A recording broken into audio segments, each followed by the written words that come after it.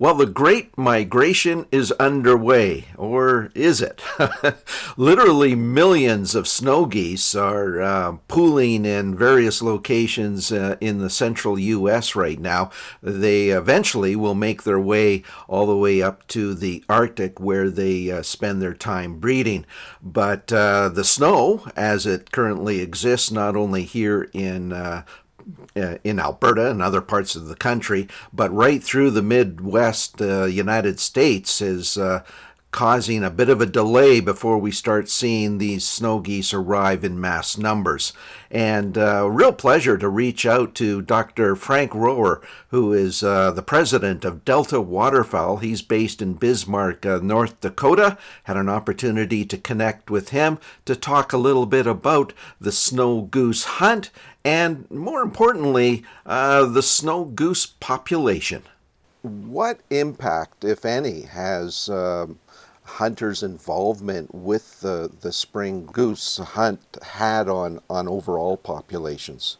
Well, we now let me point out, Mike, right away that none of this research is mine. I'm a duck researcher. I work down on the prairies, but there are some guys that have been doing long-term work up in the Arctic, and a whole set of biologists. I suppose probably the most well-known guy that has worked on this issue is a researcher named Dr. Ray Alasauskas. Ray's at the University of Saskatchewan, but he's had a long-term project up at Carrick Lake, one of the major breeding colonies.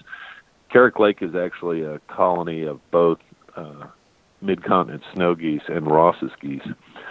And both of them, the populations of both have dramatically increased. So I would say it was a report written in 1997 that documented, the huge explosion of white geese and the damage they were causing on some of these Arctic deltas where they traditionally nest. And that was well documented in Hudson's Bay and then around into the Carrick Lake and on west. So we noticed the problem and instituted the hunt. Now, the hunt started much earlier in the United States, and of course we have more hunters. So we started the spring, we call it a conservation order, in, I believe it was 1999. So we started quite a lot earlier.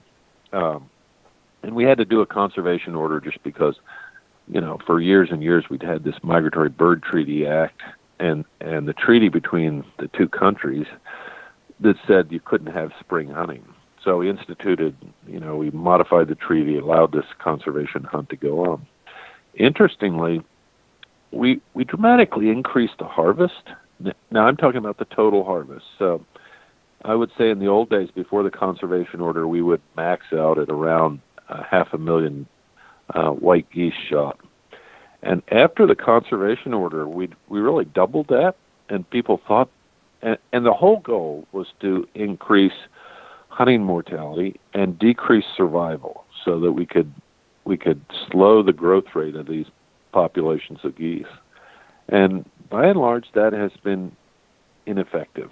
We haven't increased in spite of that, that sounds like a huge increase in harvest, right? We doubled harvest.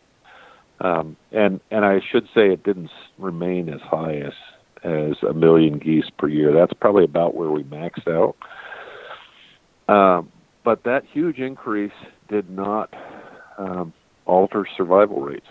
And so we've really been pretty ineffective at changing the adult survival rate. What, in your opinion, has led to this remarkable resilience against losing 1 million out of its population, and yet it still continues to at least maintain numbers, if not grow? Right. It appears that we just started too late. We recognized the problem too late, and in spite of the fact that I was impressed at how fast government organizations moved to allow, something very non-traditional, a spring harvest of geese, and hunters jumped on it. But I think we were too late. The population had really just exploded, and that's another That's another interesting area, Mike, where you look at the data. We have 3 data sets about how many geese there are. And again, you have to point to this guy, Ray Alasauskas, as a real thought leader. We used to count geese.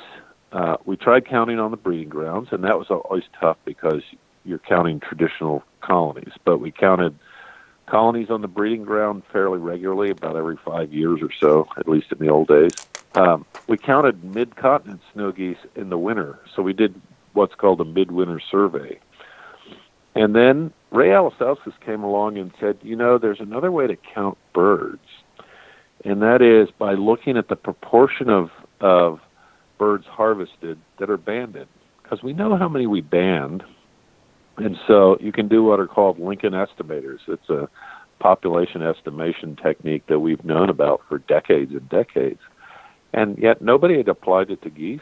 And when Ray applied it to geese, and it was not just Ray Alasauskas, he and several other waterfowl researchers did this work. We found out that the mid-continent snow goose population that we had estimated at maybe 3-4 million was in fact much closer to 20 million birds. And so that's part of the problem. The goose population had just grown so large so quickly that harvest wasn't able to do it. And of course, if readers have, if the folks out there listening to this know snow geese, they know how doggone wily they are. They get in these enormous flocks. They're exceptionally hard to decoy, and they're completely unpredictable. I love hunting white fronts or Canada geese because if you watch them in a field one day, there's a real good chance they're going to be there the next day.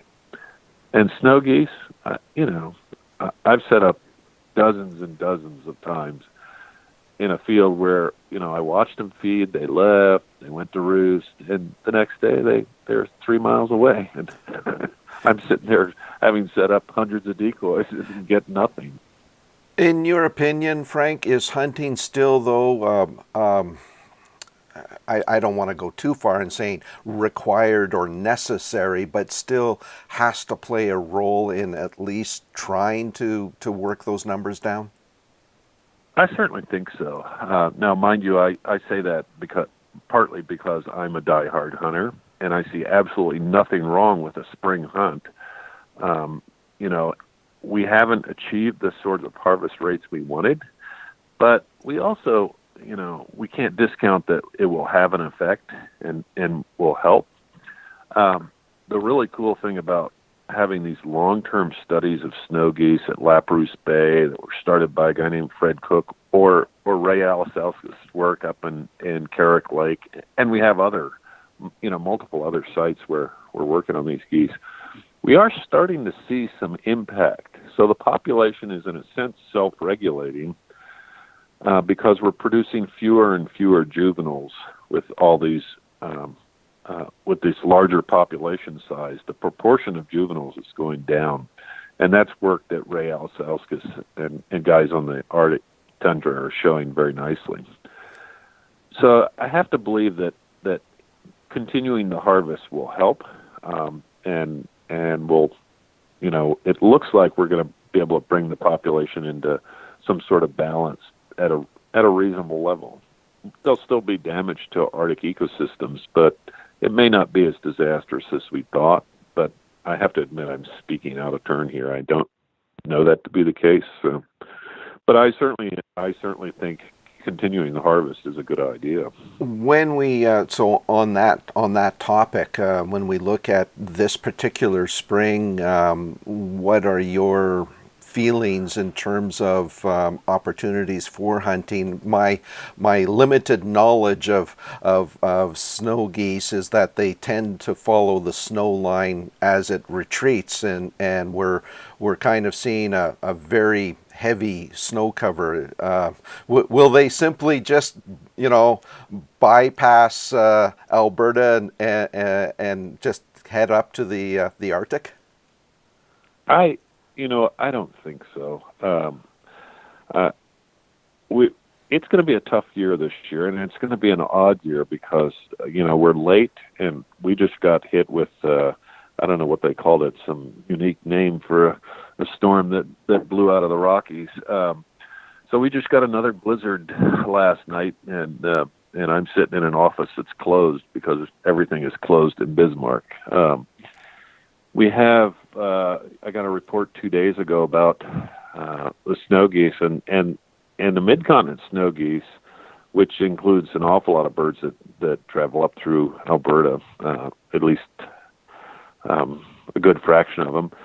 You know, they're stuck down in Missouri. They're at the world famous Loess Hills, or what used to be called Squaw Creek. So there are 1.5 million snow geese there, and quite a few Ross's geese as well. So they're far below where they would normally be. And I've heard reports from a few guys in Iowa and Nebraska that there are a few birds trickling up that way, but they're covered with snow in South Dakota. So I think it's going to be a late year. I do think that there's a good potential for the birds to go through quickly, and partly that will reflect we had an exceptionally late spring last year, and there was very poor reproduction.